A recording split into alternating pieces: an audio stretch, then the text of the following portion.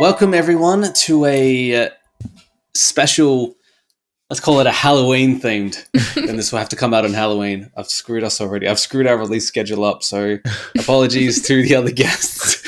We had to do this. We had to take this opportunity. We are playing Phasmaphobia with an old friend of ours, Chantal, from We Have Always Lived in the Forest, making darkwebSTREAMER. How are you, Chantal? I'm doing pretty okay. I'm ready for this Halloween sesh of Phasmaphobia. Right, let's do this. Okay, so Costa and I, it's been a while since we've played it. You were saying that as well. Although you're dealing with a level 15 and a level 3 and you're a 76, so yeah, I think you're going to be okay. You're probably going to have to pull us through this entire thing, so carry us. Yeah. Me, I got one of you birth on each shoulder. Let's go. Let's do it.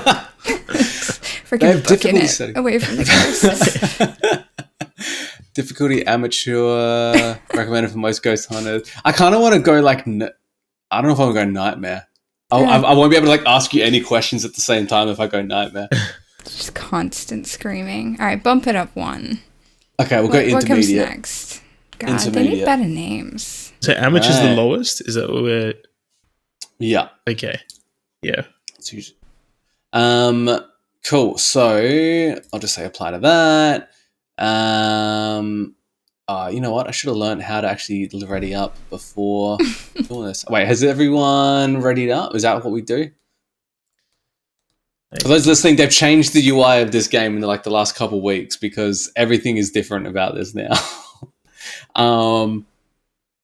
Yeah, you probably just got to start it, right?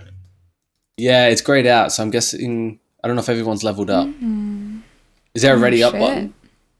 I mean, I can't click the ready up button. Yeah, same. You got to pick the level, Alex. Ah. Do I vote on a contract using the board to the left? There's a board to the left. Oh, there's multiple boards. Oh, there's other boards, right. Yeah, Costa should be driving. Costa's in the van. He's the man in the van. All right, we're going to go Tanglewood Drive because it's the easiest one. We've done that. Okay, ready up. All right, now we're going. Oh, it's happening. We should have done an equipment list. Ooh, yeah. How do we do that? So... Oh, here we go. We're good. It's on the right. This is so different. We don't need anything but ourselves and our wits and maybe a candle. Oh, wow. You overestimate my wits. Okay, how do I add that? All right, ready up. It is cool. done. Let's do it. All right. Ghosts love me, by the way. Ghosts and kids and old people love me. So those closest to death and nothing else. There's a skeleton in here with us.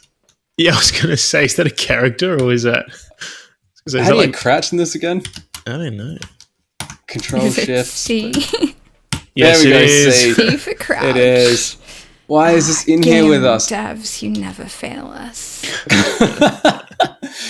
Are we the bad guys? I feel like we're the bad guys. If there's a body in here. All right. So for those listening to this podcast, as you normally would, we don't blame you for just listening. If you hop over to YouTube or... let's just leave it at YouTube for now. We'll probably have it on different platforms. We are playing Phasmaphobia.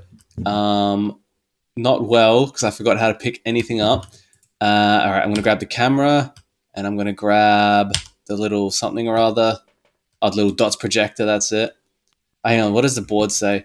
Okay. This thing, Joe Hill, is the ghost. It responds to everyone. We need a smudge stick. I don't know if we have a smudge stick. We do not have a smudge stick. Evidence of the paranormal with an EMF. We are already terrible ghost hunters. There's a dead body in here with us. We are the worst. Detect a paranormal sound with a parabolic. We don't have any of these things. All right, we're going in dry. Wait, EMF reader? That's in my hand. See, I came prepared. You got that. I have a spirit box, but that's about it. I should pick up one of these other things. Okay. And do you guys have torches? I do not. Torches, people. I have this. Is this a torch? Did I just pick up a torch? No, I think you picked up the UV. The Jackson Pollock All right, finder. I mean, look, whatever gets the job done. Let's go. Cool. Let's do it. Oh, I think I closed the door. There we All go. right. Sir, I hear we're talking about things as we play. And we We definitely are. will not be screaming in between. We will not be. So, we are here to talk about I got you Dark guys a Web video. Streamer.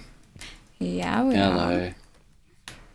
Hello. Yeah, so, Chantal, as we enter the scary house, enter us into the process of Dark Web Streamer. When did it start? Oh, God. It was a long process, you know. I think it was ongoing since the day I was born, formulating in my head until one beautiful moment when I was watching a not quite shitty, but close to shitty B horror movie. And it was a found footage film called Dybbuk Box, The Story of Chris Chalmers. I was watching it alone, in the dark, at midnight, and it was about a YouTuber Ooh, who that's had cool. actually bought these strange like a box off the dark web that was all creepy and covered in wax and was purported to have a demon trapped inside of it. And apparently, this is something I didn't know, apparently in real life people actually buy these boxes off the dark web and sometimes eBay and other places, and they really are said to be haunted and have, spirits of things trapped inside. And I thought that was a really freaking cool idea for a video game. I was really interested in how in the movie the guy like this YouTuber seemed to know that opening the box was a really, really bad idea.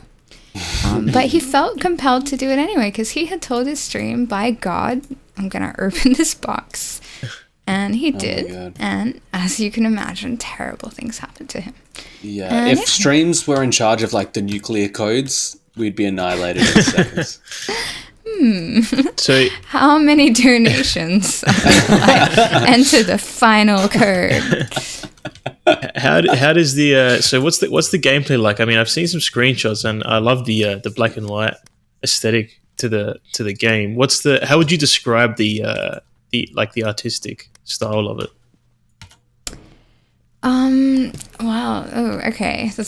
That's actually a question no one's asked me specifically, which is very interesting. I'm just going to update you all. I am currently standing in the basement, and there is some kind of wacky occult ritual going on. There's some candles, a pentagram that appears to be drawn in blood on the floor, much like my game, actually. We have quite a bit of this imagery. Do we have a cigarette lighter? The lighter? Alex is ready for a cigarette already. He's stressed out. He's stressed out by the game already. No, that's how you light this thing. Because then you trap it, and then you can get a photo of it. Art direction. I am the primary and currently only artist, and I guess the dark web style, it was kind of inspired by a few things at once that I kind of smashed together, and that is the 1-bit aesthetic of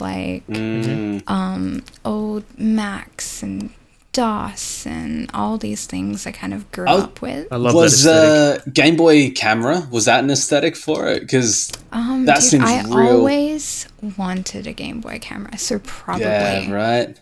There is a foot on the floor Oh, of the game.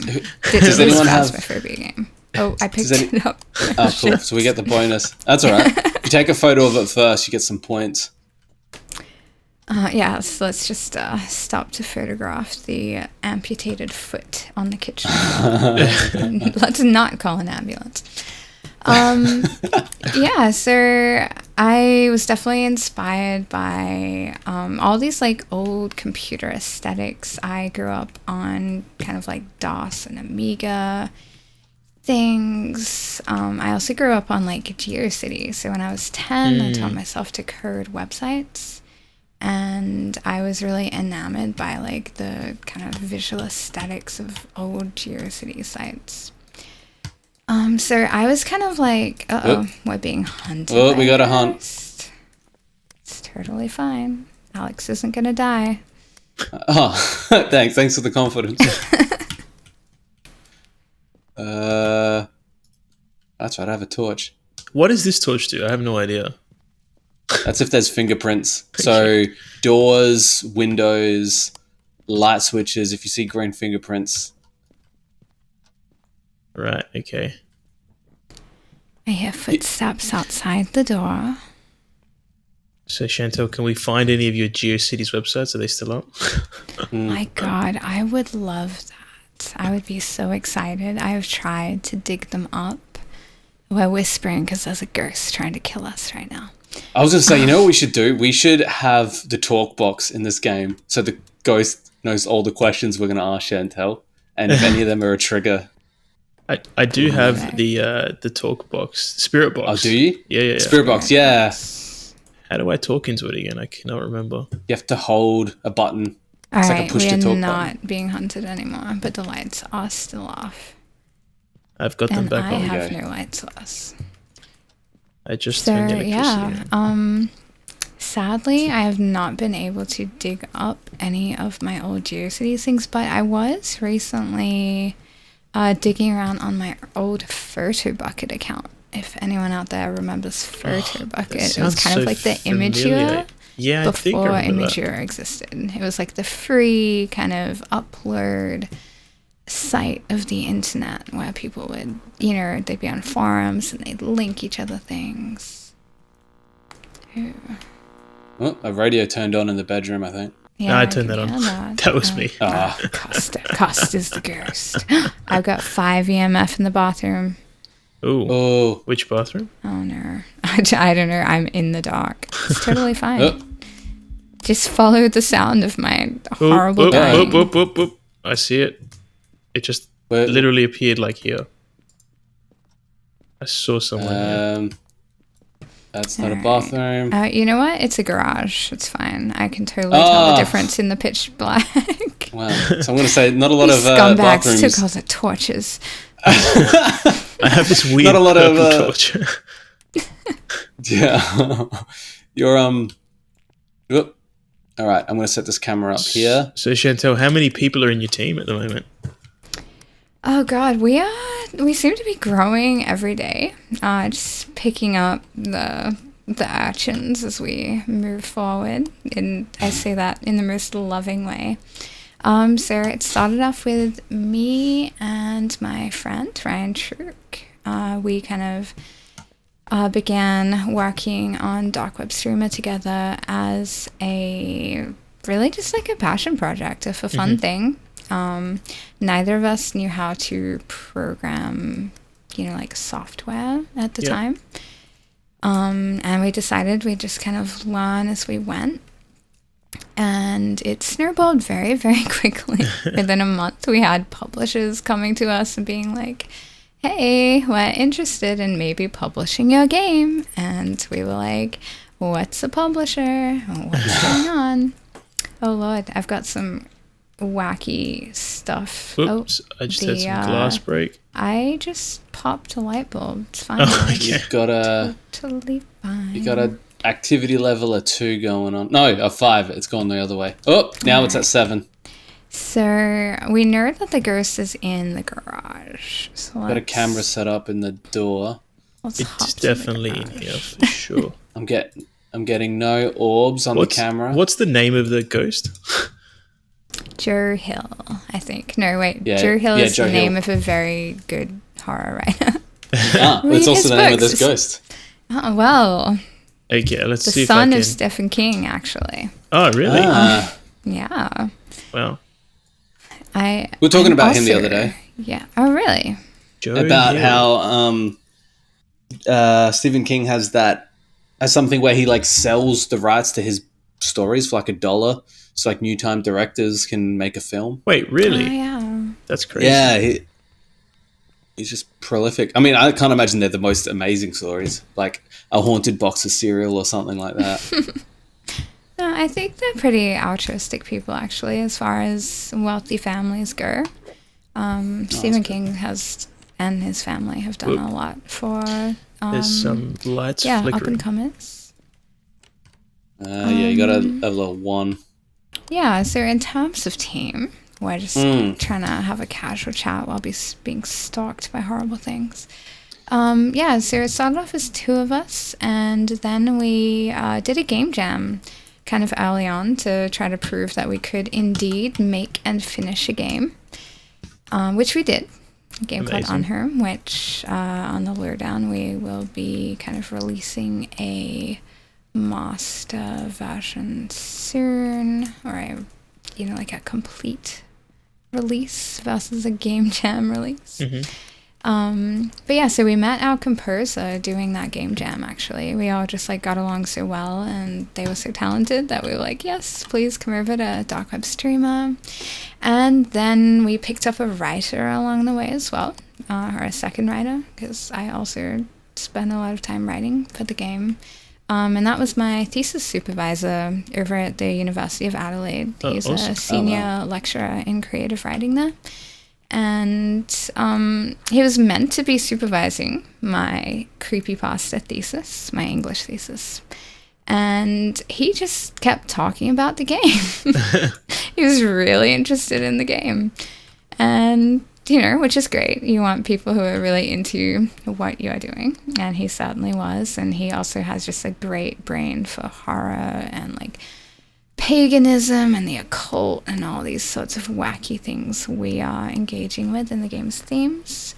So we said, hey, we would love to have you come on board. And you're studying anthropology. I actually am graduated now. Oh, you graduated now. Yeah, I did. That's right. You have 3 degrees under your belt at the moment? Technically, I have 1 degree, but it's a Bachelor of Arts Advanced double major in English and anthropology. I did go to 2 universities, so for anthropology, I did cultural anthropology at the University of Adelaide, and I did forensic anthropology at Flinders University. And forensic anthropology, because I'm asked quite often, it's the study of, or not the study, but the forensic identification of human remains. Oof. Okay. So I am the burn girl. And as we say, speaking burn. of bone, you are all boned. Speaking of I see it's coming through the door. It's coming through the door. Which door? The only door in that garage. Uh-oh. Speaking of murder. I'm dead now. Wait, what? No. Where did you die? Are you in the garage? Oh gosh. In one form.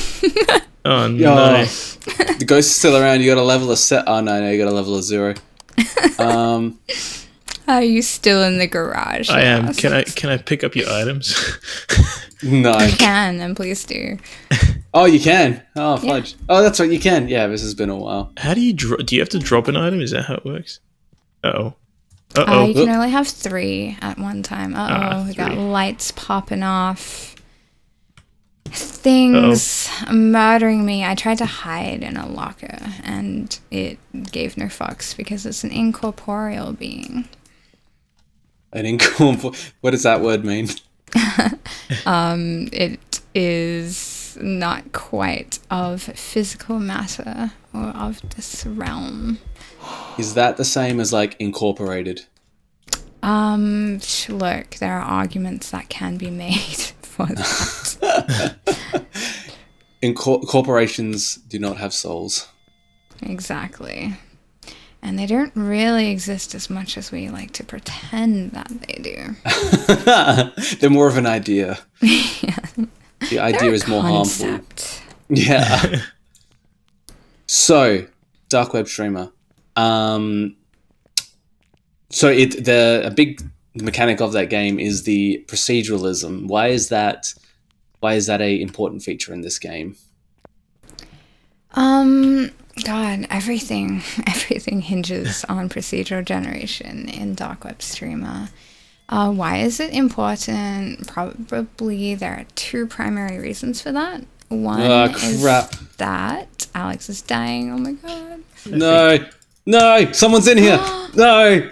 Uh-oh. That sounded like a death scream. Did you die? I did. Oh, you left the worst. You left the worst person in the game. No, I don't know why. It's all up to you. Okay. Well, we know there's 5 EMFs, so you just need to see if the ghost responds to a spirit box, if it leaves UV fingerprints around, if it writes in a book. Oh yeah. And I think we checked for spirit orbs. Yeah. Did you see a It came up on the dots projector, I feel. It did. It came up on the dots projector, yeah. It did. What else do we need to check for? So, evidence. All right. Dots projector. Why am I locked in here? You got an EMF level 5. All right. Yeah, I did. I think there was an EMF of 5, yeah, definitely. Yeah.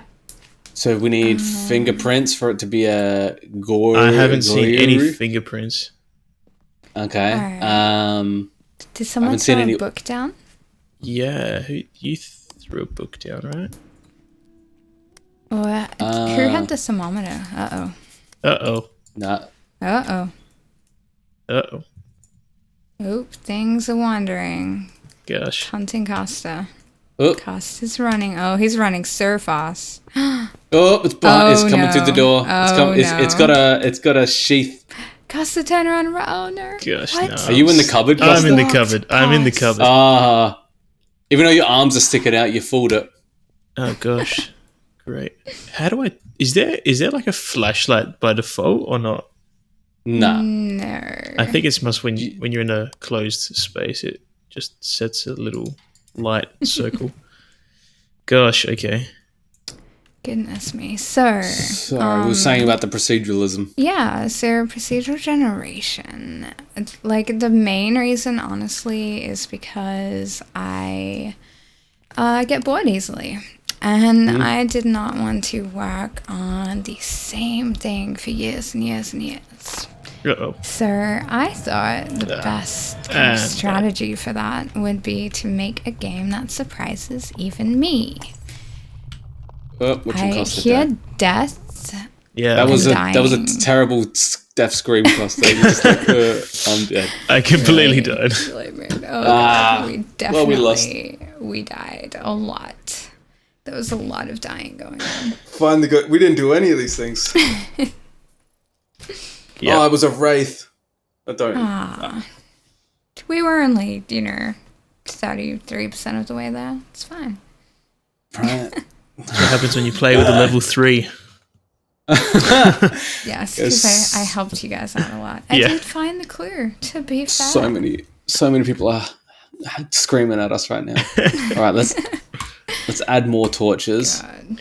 All right. I want a candle, actually. I saw on your, I think it was on Twitter, you did like a breakdown of the features of dark web streamer, and you did explore the dark web, buy creepy stuff, do weird rituals, stream dangers and demise, gain subscribers, friends and enemies, fame or death, what'll come first. I love that because it just so perfectly summarizes, and you're like, what does that experience feel like? It's such a different and unique experience. Yeah, it is definitely, I very intentionally set out to make something that nobody has ever played before or made before. I've been a gamer all my life. I've played extensive amounts of games across all sorts of genres. I have critiques to make about maybe the lack of boundary pushing that has largely gone on, particularly in the AAA space. We have indies out there doing amazing work who are absolutely kind of pushing creative boundaries, but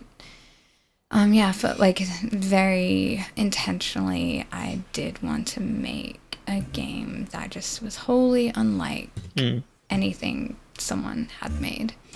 So it can be quite difficult to try to communicate to people like what exactly this game is. Is there like a it's this game meets this game, you know, or is it? People kind of will volunteer that for me, which I really love hearing how people describe the game. Actually, we were just exhibiting at PAX Australia, and I just got into the habit of kind of asking people who got off the game. I would go over and I'd be like, so how would you describe this game? And, you know, we got some really fun replies, and people would kind of start to laugh. And, like, probably the most common response was, like, I can't describe it. There's nothing else like it. But I can say it was really creepy and it was really fun. Or, like, you know, I don't want to toot our own horn, but something, like, I heard a lot, like, strangely repeated over and over was, like, I don't know how to describe it, but I want to play more. Yeah. And I'm like, that's a good feeling. That is good. And yeah, and it's good for everybody that, you know, they're having that feeling because it is procedurally generated.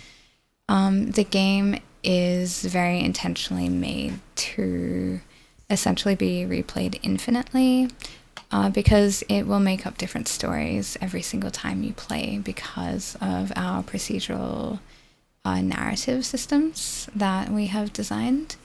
So yeah, like the events are changing based on like millions of different variables, so they're talking about different things. All the kind of entities that you'll encounter in the game have kind of these not just randomized backstories, but they're procedurally generated backstories. And the difference in that is not like, you know, there are 10 different potential backstories it can have and it picks a random one, but actually there are like dozens of different little bits of their backstories that can change. And once you have, you know, 10 different parts of a story that can change, and you've got 100 different variables for each of them, you actually find that all of a sudden you have literally millions of different potential stories that can be generated just from that one little kind of write-up of events. So we utilize that. That's a huge task. How is that like developing that Ready kind up.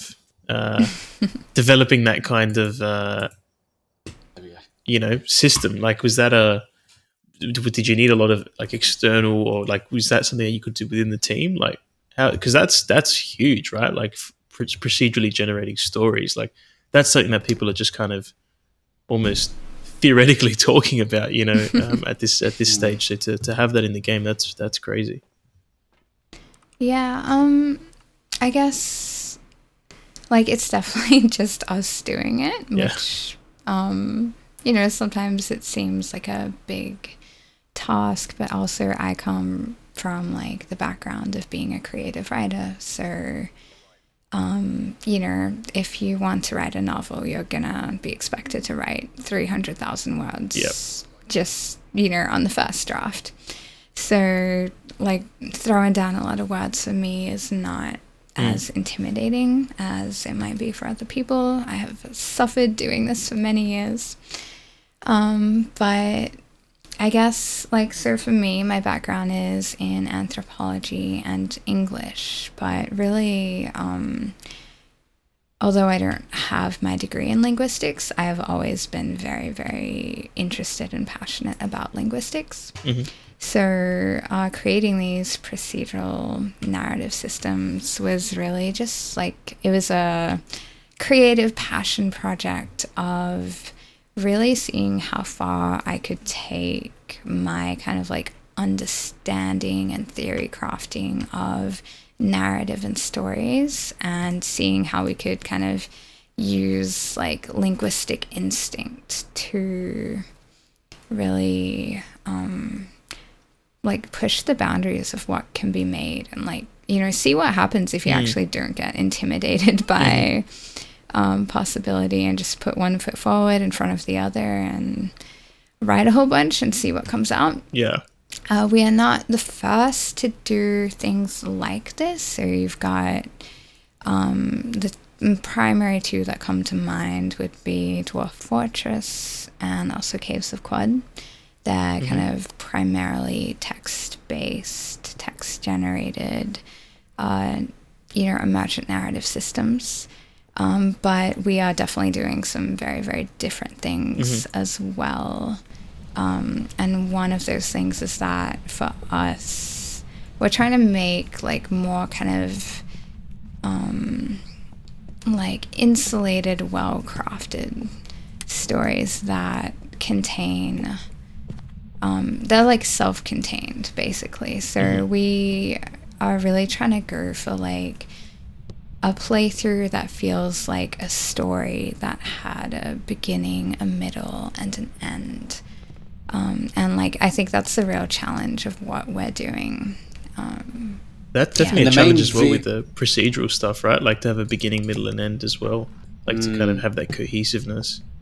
Yeah, it's the cohesiveness that's the primary challenge, I would say. It's one thing to kind of just like have systems that will spit out random words and random sentences at will. It's a whole other thing to have the computer recognize that it is building a story and making a story and trying to like kind of find and recognize a pattern there and then continue that pattern in a way that feels meaningful and satisfying.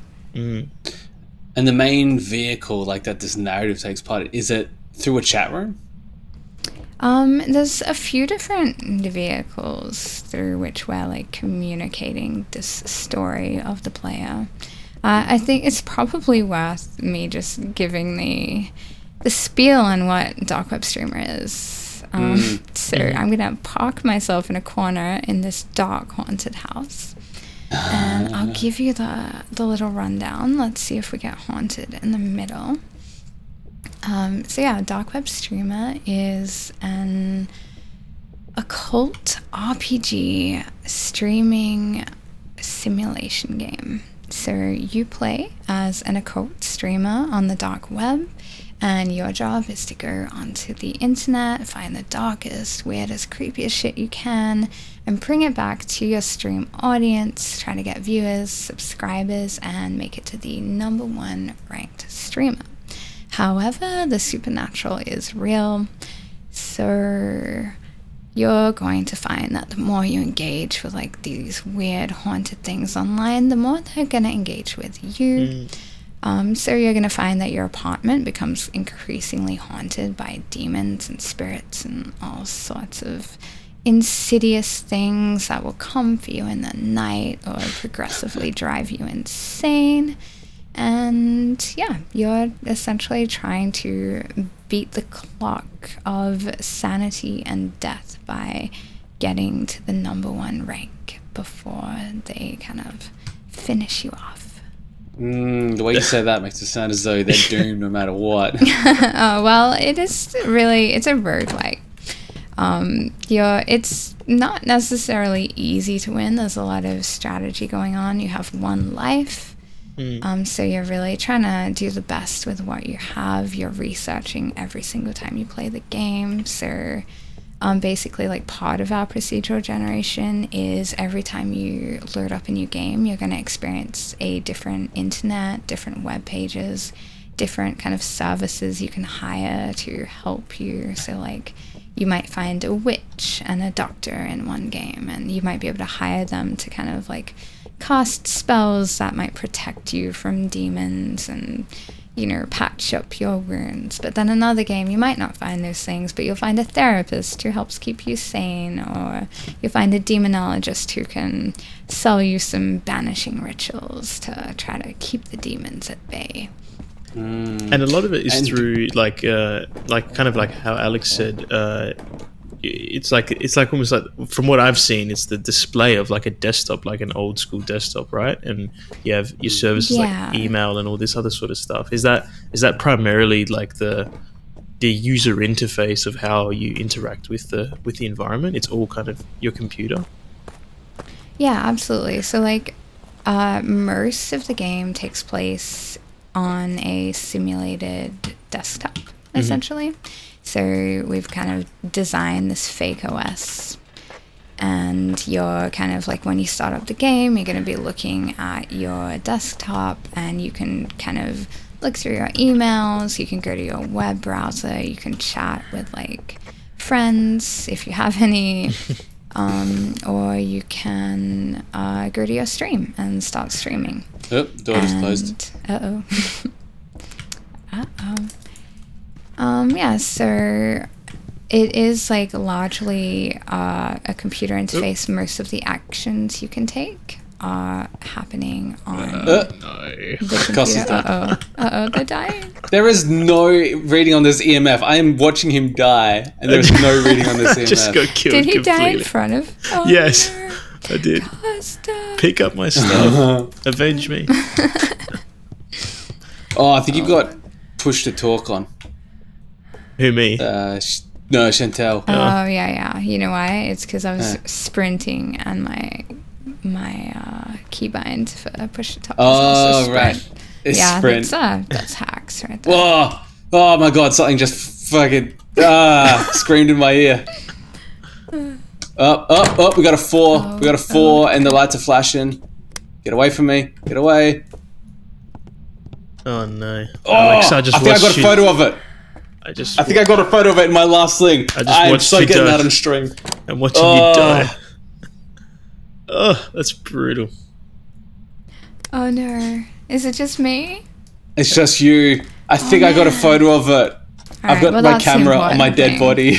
We've got evidence that. Let's see. Do you're I? Dead. Nah. These photos are terrible. You let us down in your final breaths, Alex. So Chantal, while you're running around, tell us what Gamescom and GCAP and PAX were like. Did it open up a lot of doors? Pun Yeah, it absolutely did. He's up. He's at the top of the stairs. He's coming down. I'm just perched in a corner. It's totally fine. There's not something about to open the door on me and kill me. He's gone. Okay, it's fine. Wait, so is the ghost upstairs? He was right here where you were. Oh, great. All right. He was upstairs. He was at the top of the yeah. He was at the top of the stairs. Okay. So yeah, God, Gamescom and PAX were huge for us in different ways.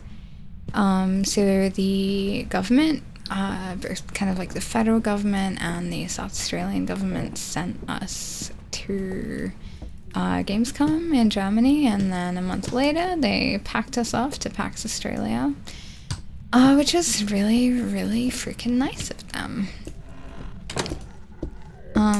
Sorry, I'm absolutely being. Oh, I'm so dead. I'm being eaten alive. Oh no! Gosh.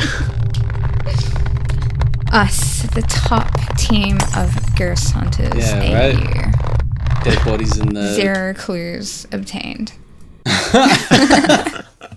Oh my god! We need proper items.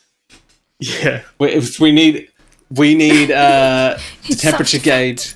Oh yeah, that would help. Yeah, so sorry, go on. We were sent to these things, and it was the first time I've really done something like that. So yeah, I showed up at the world's largest gaming convention to Spirit darkwebSTREAMER. I went by myself, had no idea what I was doing, winged the hell out of it, and I would say it went very well. Mm-hmm. I cannot actually talk about much that, we got out of Gamescom because of fun business things and bureaucracy, but, take it from me that's a good sign. That's a good thing. That's what we like. So yeah, I would definitely say if you get the opportunity to go to something like that and you are a game developer or someone involved in the selling of games related things, Gamescom is an excellent place for you, and you will have opportunities that you'll never ever get sitting here learn in your little city or big city, if it may be. People are very open and approachable. That includes, investors, publishers, more experienced devs who do very well. I had, multiple meetings with kind of very established devs who are very busy humans, but kind of just took the time out of their day to come say hi and hang out and give some tips and all that good stuff. So, just like across the board, an incredibly valuable experience, both professionally and personally. I came out with a lot of really cool friendships and kind of opportunities that I am still involved with today, a good 2 months later, and hopefully ongoing. Yeah. Amazing. Yeah. Yeah, because PAX was yeah. bad. PAX was what? PAX was mad. Oh, mad. Yeah. We said just bad. Madness. Oh, no. PAX was the opposite of bad. Except for the sickness. I think about 9 out of 10 people I know who went to PAX got sick. So that was bad. Yeah, Costa copped it, didn't you? Yeah, definitely. Just knocked me out. I think you're tired and you're meeting so many people that something is just bound to happen, right? You run down like all the time. Oh, yeah. Not much sleep, packed tight, lots of yelling. Yeah. I think So we were much one fun. of the few wiping down, equipment in between uses. Yeah. And saw some photos from that. You had a lot of people come to your stall, and just like there was a photo you had where it was just packed, right? Like there was people playing, and there was people lining up, or people just spectating and watching. What was that like? Yeah, God, it was honestly like very surreal. PAX was the first time that we had really like just revealed ourselves to the public and, got feedback and thoughts on the game and had people experience it and got to see outside of kind of like industry people how like gamers felt about this strange, wacky thing we're creating. And the response was like honestly phenomenal. I do not use that word very often, but it seems appropriate. We were absolutely swarmed the entire time. We ran out of business cards like halfway through our first day. Oh, wow. Thought we had more than enough to last the 3 days, but no. We sent the government looking like scurrying around the city looking for emergency business cards, which was quite funny. The government did that for you. Down. They did. They are really wonderful. Oh my God. We had to do that ourselves. Well, get on the Department of Trade and Investment because they got good people over there. This predates them. This is when I was with Melonhead. There you go. Yeah. Well, there's a lot more support these days, and the government believes in games, and it's very cool. And I say that as someone who you would think would be the last person to say nice things about the government. And, I am not traditionally a pro-government person. I'm very vocal about how we should run our society. What a surprise coming from the anthropologist. But,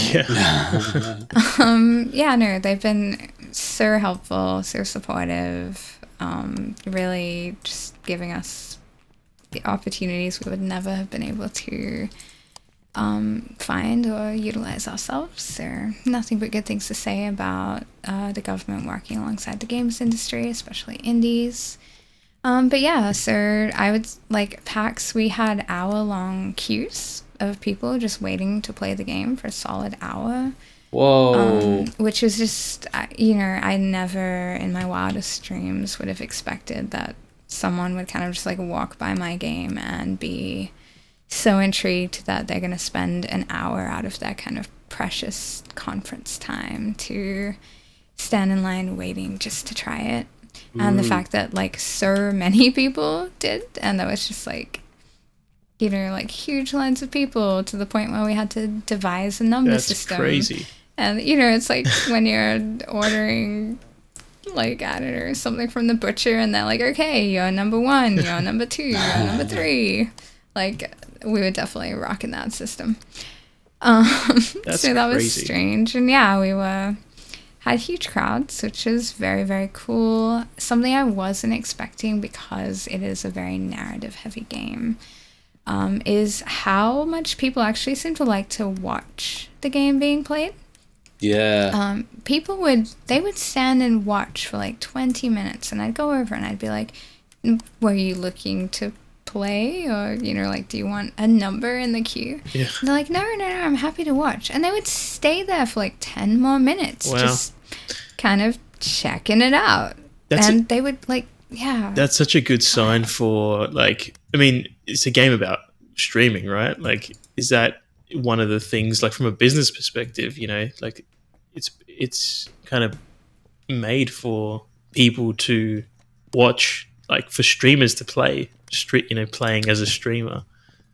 Yeah, it's an interesting observation because honestly, like, I never really considered what it would be like to watch the game. I considered. Oh, I'm hearing EMFs going off. Speaking of EMFs, we actually had ghost hunting equipment at our PAX booth. Oh, really? Really? Alex, I see. Yeah, we did. Someone's breath was pretty icy Yeah, here in the bathroom. In here. Oh, I've got the temperature thing. Yeah. -2. We got frozen temperatures. Jeez. We got freezing temperatures. Ghost, are you nearby? Are you dangerous? Oh, you know what? I have to turn off the lights and be alone. Okay, get out, you two. This is my private time with this ghost. Oh my god. Are you dangerous? Ask it to listen to live Booleans. Do you listen to live Booleans? Oh, shit. Oh, I didn't like that. Oh.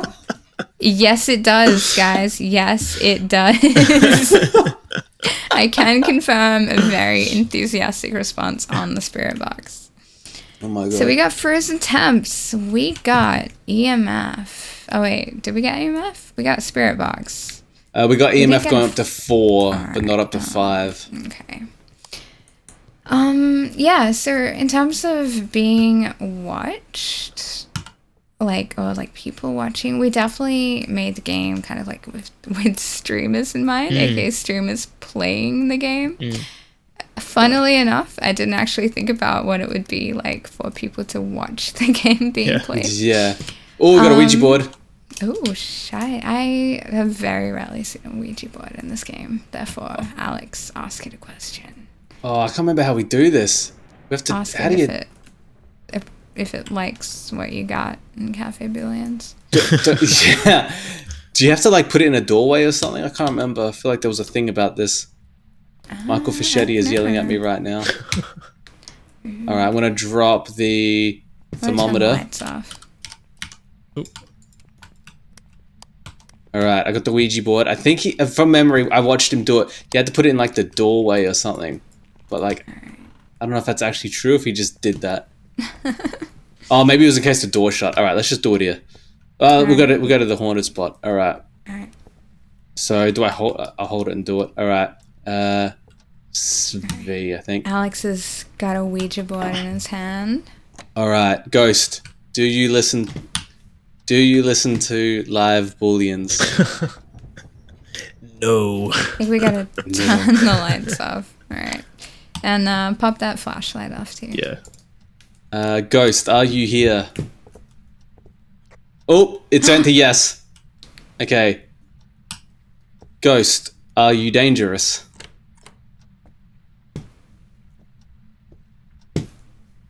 Do you want to hurt us? Well, it's not moving from yes.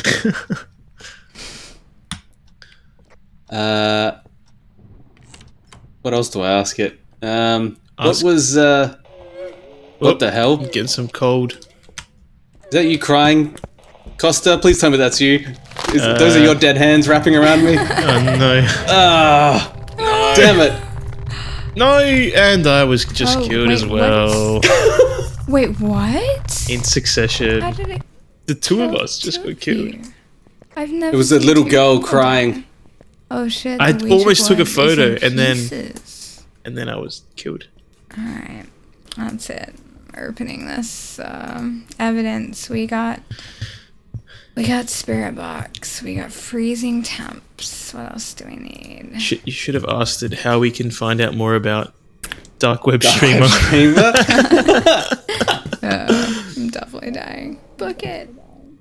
Oh, a light just blew. How can people find out more about dark web streamers, Chantal?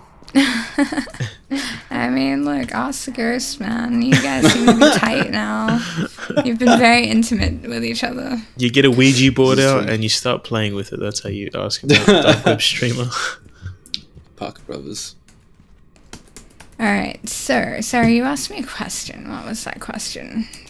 It was how do people find out about if we are not at GCAP and we're not PAX and we're not at Gamescom, how do we find out about dark web streamer? Do you have a release date in mind? Let's start with that one. Oh god, the dreaded question. Yeah. So we are going for about a quarter. Oh. See, I should not jinx us with release dates because otherwise I will die horrifically to crying little ghosts. Oh no! I just did. I'm just saying it's an Onryu. I'm just taking my chances with Onryu. Come on, Onryu. Come on, Oreo. I believe in you. Oreo ghost. Damn it, demon. See, it knew.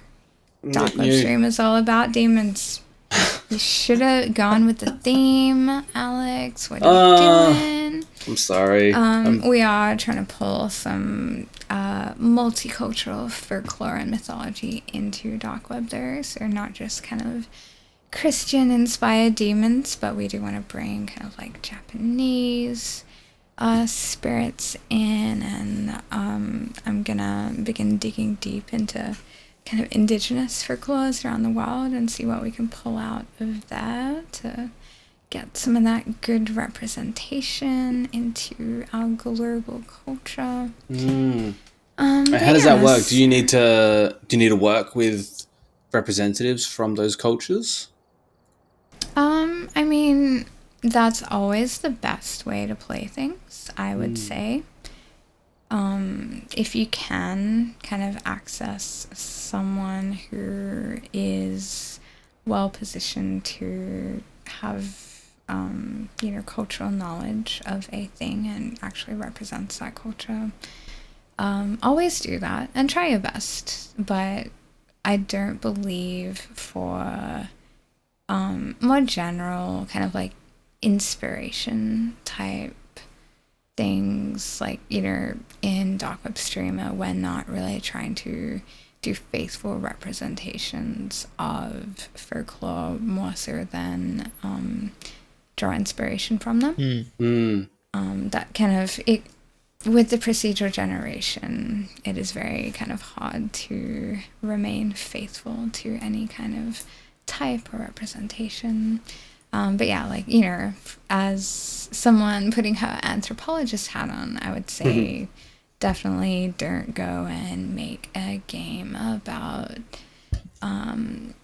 First Nations Australian mythology and folklore if you are a team of white people who have no, connection to country and etc. And reading books and even like academic articles, etc., will only get you so far as well. So yeah, always go to the source, but also know that one person cannot speak for a group of people. So even, having a conversation with a single person who is from a particular culture is not going to be the be-all, end-all of representation. They're not, within cultures, everyone's going to have their own opinion, just like, the cultures that we come from. the three of us are going to have very different opinions on what is right and wrong about things important to our cultures. And yeah, the same goes for anywhere. Sorry, I'm just going on a little anthropological tangent right now. No, it's good. It's amazing. No, you're not wrong. It's good. It's good to. Costa and I debate about who invented pizza. Exactly. See, you guys, you're real deep into. It's good to have a like game designer from an anthropological background, like someone who studied anthropology, because we actually had another interview today with another guest, and we just said how important it is for game designers to have exposure in other areas other than just like games. Have you found that it has shaped dark web streamer, your experiences studying other cultures? Oh yeah, absolutely. Both my academic backgrounds in anthropology and English have absolutely, like, irrevocably shaped the way that I am engaging with every like section of design about the game, where that goes from cultural awareness and sensitivity and a real drive to have authentic representation, to things like the procedural generation in the game, where not just like my English background, so being able to kind of like weave these technically and kind of like grammatically difficult mechanics in like that is a huge aspect of it that wouldn't really be possible without a strong background in language. But sorry, I totally lost my train of thought because I was just realizing that we are not in a haunted house right now. And I'm like, where am I? Because this is not where I want to be. My home is in the darkness. But yeah, like, I think that goes for everybody. Everybody brings their backgrounds and their passions and their skill sets in.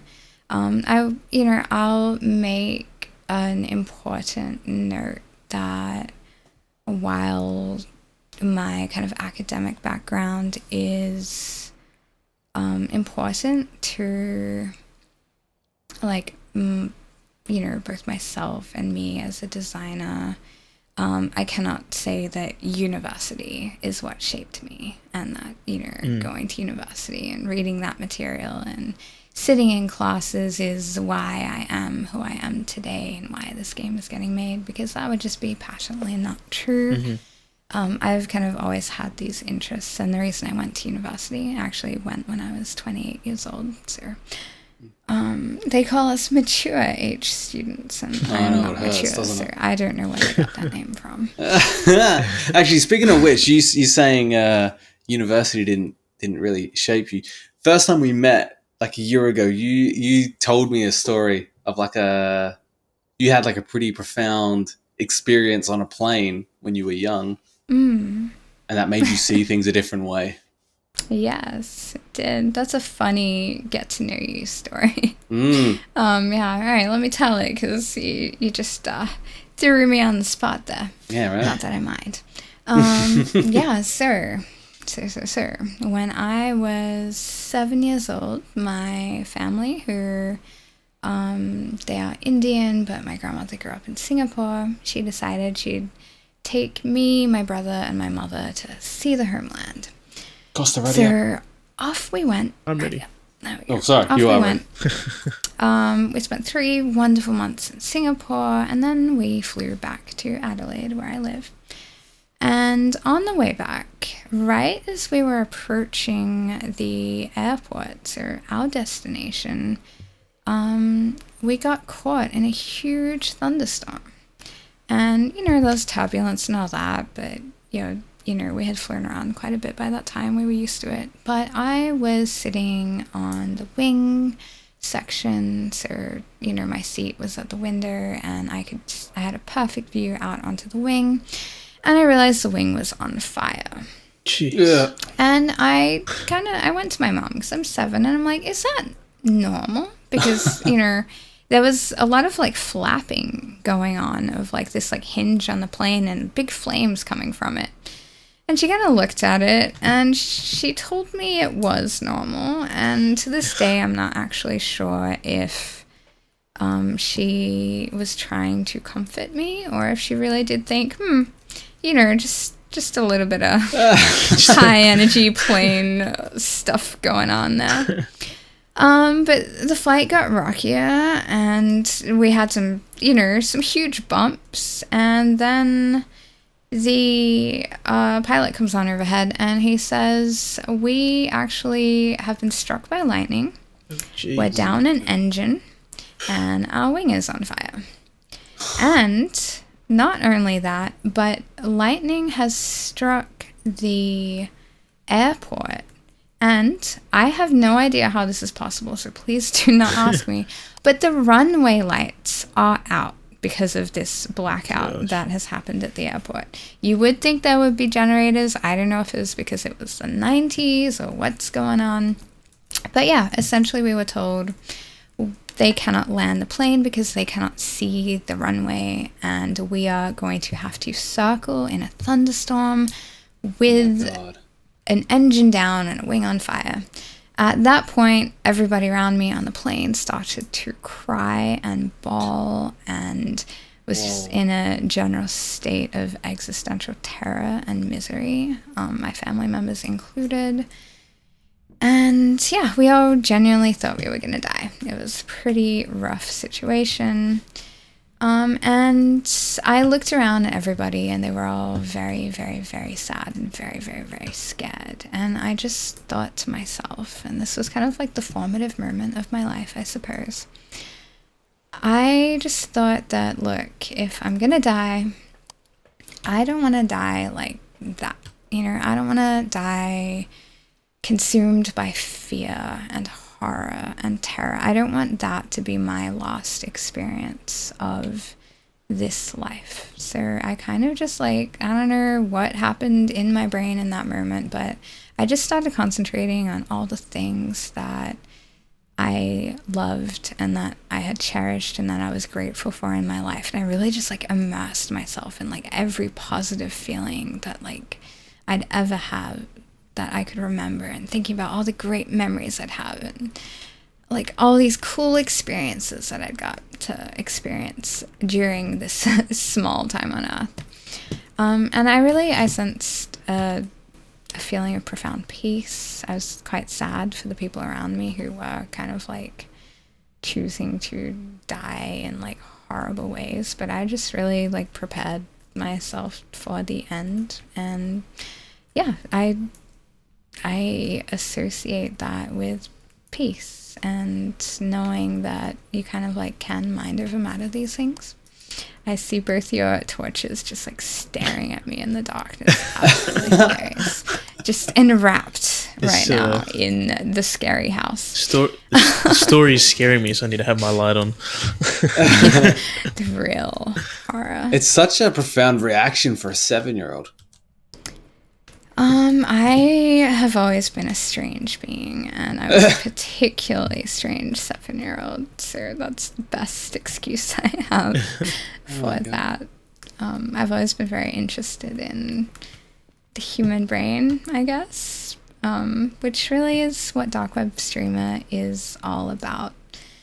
It looks like it's about streaming and scary things and ghosts and computers, and in a way it is, but really I am investigating what it means to be a person, and so we do a lot of that investigation through our procedural generation system. So there's a lot of thought and theory has gone into doing things like procedurally generating NPCs. We've really engaged with questions of what does it mean to have an identity? How do we begin to care about another person? What differentiates someone we care about from someone we don't? What do we as designers need to provide a player to have them move from a state of not caring about an NPC to caring about them. Like, what are the actual required mechanics, communications, information to get from point A to point B then? Like, how do humans care? Yeah, so like there's a lot of that kind of investigation going on. And then we have NPCs kind of ask really, I would say, like, you know, not always deep questions, but they will ask you, the player, questions that you may never have been asked before in your entire life. And they're going to ask for a little bit of a nuanced reply. So we're kind of forcing you to think a little bit about yourself and who you are and why you believe the things that you believe.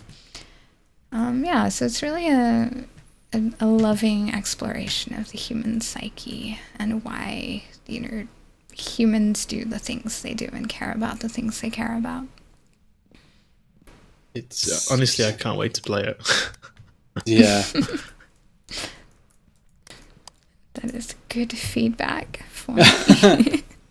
Like, so you at GCAP, you had a demo. Was that a full-fledged demo, or like what was the how much time gameplay was it? At PAX, we had a couple people play for close to an hour, wow. So we had to go home and quick hack the game to kill people faster. I felt a bit guilty because on the first day, you know, we had, I don't know, maybe I don't know how many people played. Maybe 80 or so were all the people we had time for. Maybe less. But a couple of people did win the game. And a few of those people who won played for almost an hour because the game is meant to take an hour. So, you know, first good feedback of PAX. It was well balanced. Mm-hmm. It took exactly as long as we wanted it to take, which was good because we hadn't ever really tested for that. So that was a relief that we have this kind of natural feel for balancing. But yeah, we had to murder people to let more people try the game. So the next 2 days, nobody won ever. There was no chance. Everyone was slaughtered left and right. Yeah. Yeah. Well, you know, you do what you have to do to survive these things. So I looked up in the van. It said that this ghost only responds when people are alone. I got the EMF. I reckon you guys go downstairs. I'm going to walk around with this EMF and see if I can find where it's coming from.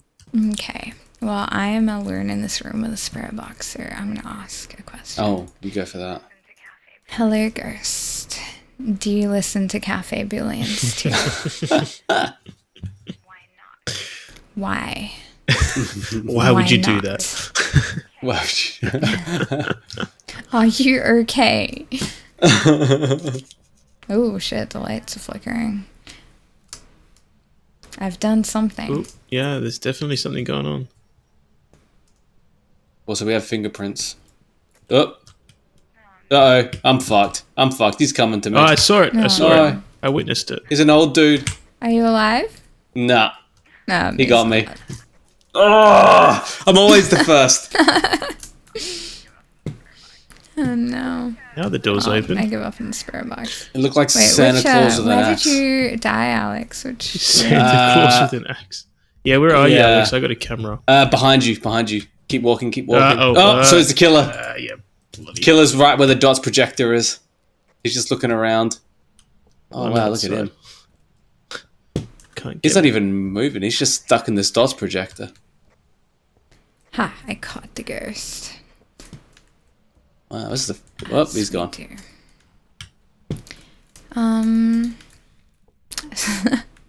Sorry, did you ask me a question before you died? I think the ghost got with me. One thing I want to ask, because when we met you a year ago, the game was pretty strongly into development. Even the art style was chosen. Actually, there's a few questions I want to ask you. One, the art style being the what would you call it? Two-tone pixel art, or I think 1-bit. Yeah, I mean it's primarily 1-bit, but we do have third color splotches here and there, so it's probably maybe 2-bit. And with you being the only artist, was that done for a convenience thing, or was it doesn't matter if it was going to take 100 people, you wanted that style? It probably started out as a practical thing.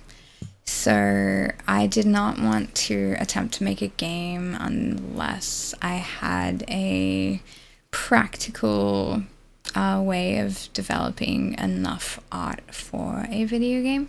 So it's such a beautiful style. Thank you. I was definitely inspired by World of Horror, which is one of my favorite games. I was really impressed by the aesthetic, and it reminded me of some games I had loved in the past. So shout out to them. But yeah, like it was also inspired, as I mentioned earlier, by my time growing up on like DOS, which could have some really beautiful aesthetics, and then going forward in the future a little bit to GeoCities, where there was a lot of kind of like pixel art going on, like a lot of like simple blinky things, etc. I really wanted to pull this like weird and like anachronistic feeling of like DOS come early Mac come like GeoCities vibes, which I think we actually did quite well because people do seem to pick up on that often. But yeah, so like I did some concept art very, very early, and I hit on this style that felt very quick and practical to put out. A lot of it is kind of done through some Photoshop filters that I made so I can slap them on there, process many images very quickly, and then upload them into the game. So yeah, there's definitely a lot of it was indeed pragmatic, but definitely we have worked hard to have a sense of conciseness in the game. There's also like some stuff kind of going on with graphics that people haven't really seen yet or don't necessarily understand what's going on. So we, in keeping with our procedurally generated everything, we have the world's first infinite procedurally generated internet. Ooh. And what that means is that every time you play the game and you hit the surf the web button, the game actually generates a web page on the spot that isn't just like random text, but actually every component of that website, including the visuals, are randomly generated. So none of them are kind of like pre-made. Every box is going to be kind of like a randomly picked color. It's going to have different wallpapers, different graphical assets, different positions, different fonts, all sorts of like crazy things. And so it like, we've got this kind of intelligent system going on that's putting things here and there and making checks to make sure things are visible and viable and kind of are a little bit cohesive at least. And then we've recently brought a new programmer on to help us with some more tricky graphical things that I wanted to try, which are kind of procedurally generating the images on our procedurally generated websites.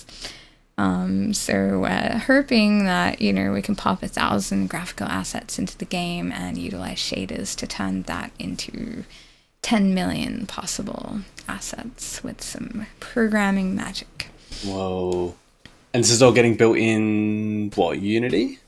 Game Maker. Game Maker. Amazing. Game Maker, yeah. We're really have you pushed the limits? The shit out of that engine. Yeah.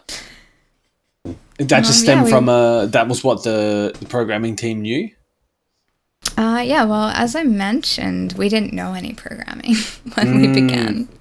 So it just kind of seemed like the most beginner-friendly system, especially like we never planned on this being a professional or published game. It was more a labor of love. So my co-founder and co-dev, Ryan, he's actually also an anthropologist and works as a video producer as well. So we had some interesting skill sets that were not programming.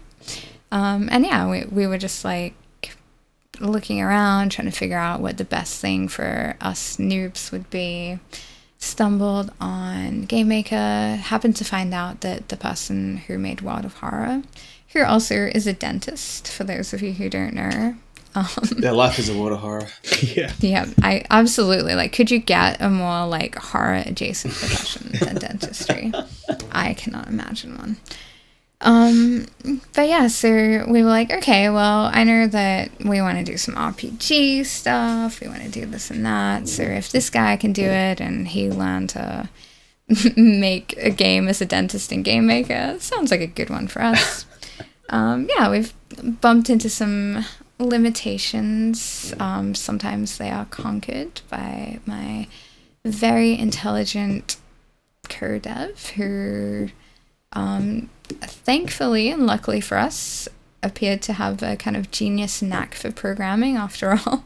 So I'm kind of slinging just mad design problems and demands at him, and he's I don't know, kind of burning the midnight oil figuring it out, but he hasn't disappointed me yet in terms of coming back to me and saying one of my just dysfunctional, mind-bending ideas isn't going to work.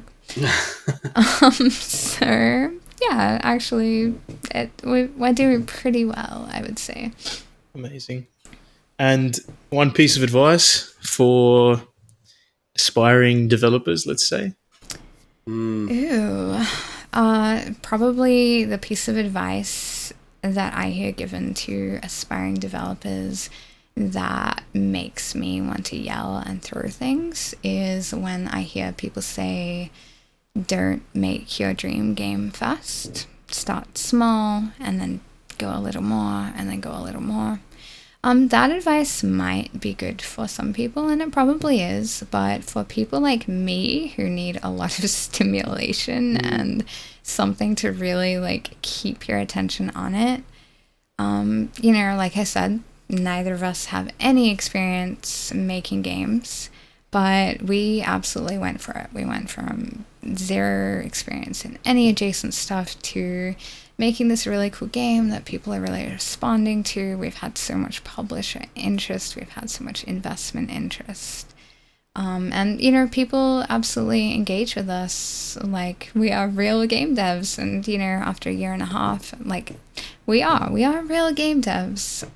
But the only reason we're here today is because of this project, darkwebSTREAMER, and the reason that people are responding to things so positively, I truly believe is because we have so much passion and love and excitement in this project. We believe in it so much. We're so excited for it ourselves, like to play it and to have other people experience it. And like, I can't think of better motivation than that, better motivation to become better, to keep working on it, to finish something. And I know other devs who have had, the same experience. We've got Jordan at Conscript, who, is in a similar boat, another Australian developer who's actually making a survival horror game, also in Game Maker. We've got a lot of similarities there. But yeah, they have a huge following. So many people are really excited for them.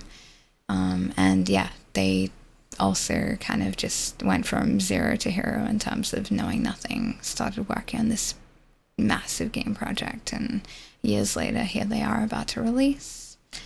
So I would say if you have this idea that you really believe in, you're really excited about it, like, do it. Don't let people talk you out of it. Don't let people tell you, you don't know enough or you're too inexperienced. Believe in yourself.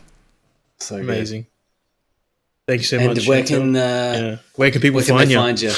Oh yeah, why can you find us? All right, so I'll go way back to right before we got murdered. Release, we are estimating end of 2023, optimistically, maybe quarter 1 2024, so like January, February.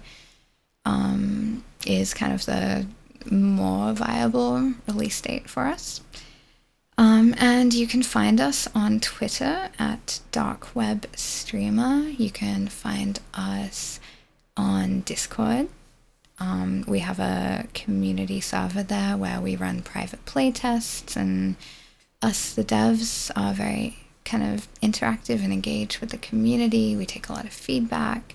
We really encourage people to join that if they're at all interested. We have an itch page, also darkwebSTREAMER, and one day soon we'll have a Steam page. We've just been in a kind of, month-long boxing match with them right now.